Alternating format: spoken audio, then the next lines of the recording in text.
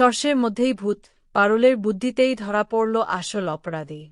আমরা এমনটাই দেখতে পারব আজকের পর্বে, চলুন বিস্তারিত জেনে নেই। বসু পরিবারের বিপদ যখন চরমে, তখনই পারুলের হাতে এসে পৌঁছায় একটি রহস্যময় পেনড্রাইভ। সেখানে সংযুক্তা নিজেই স্বীকার করে যে গয়নার দোকানে ডাকাতির ছকটি তারই ছিল। সে দম্ভের সাথে জানায় বসু পরিবারকে সে পথে বসিয়ে দিয়েছে এবং এখন তারা চাইলেও কিছু করতে পারবে না।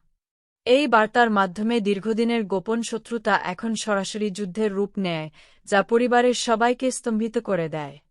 সংযুক্তার এই ধূর্তামির কাছে পারুল মোটেও ভেঙে পড়েনি, বরং চরম সাহসের সাথে পরিস্থিতির মোকাবিলা করার সিদ্ধান্ত নেয়।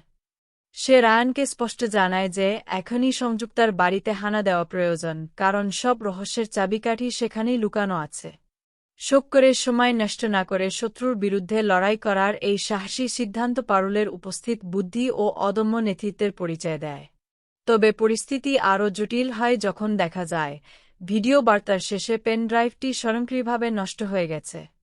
ফলে সংযুক্তার বিরুদ্ধে পারুলদের কাছে সরাসরি কোনো প্রমাণ আর অবশিষ্ট থাকে না। এরই মধ্যে পুলিশ জানায় যে ডাকাতদের কাছ থেকে সব গয়না কোনো এক তৃতীয় ব্যক্তি ছিনিয়ে নিয়েছে।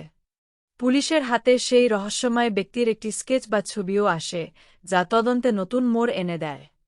সংযুক্তার বাড়ির ওপর নজর রাখতে গিয়ে পারুল ও রায়ান হঠাৎ বড় একটি সূত্র পেয়ে যায়।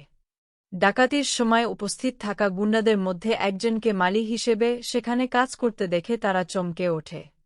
পারুল তৎক্ষণাৎ অনিরুদ্ধ স্যার ও রায়ানকে জানায় যে তার ধারণা অনুযায়ী এই মালি আসলে সেই ব্যক্তি যে দোকান থেকে সব গয়না সরিয়েছিল।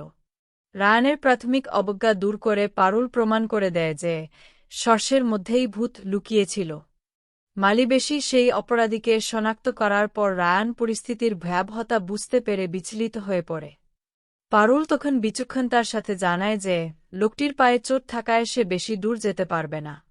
সে সবাইকে আলাদা আলাদা দলে ভাগ হয়ে চারদিকে তল্লাশি চালানোর পরামর্শ দেয়। পারুলের নির্দেশে সবাই মিলে সেই অপরাধীকে পাকড়াও করতে এবং হারানো গয়না উদ্ধারের লক্ষ্যে অভিযানে নেমে পড়ে। দেখা যাক কি হয় আগামী পর্বে।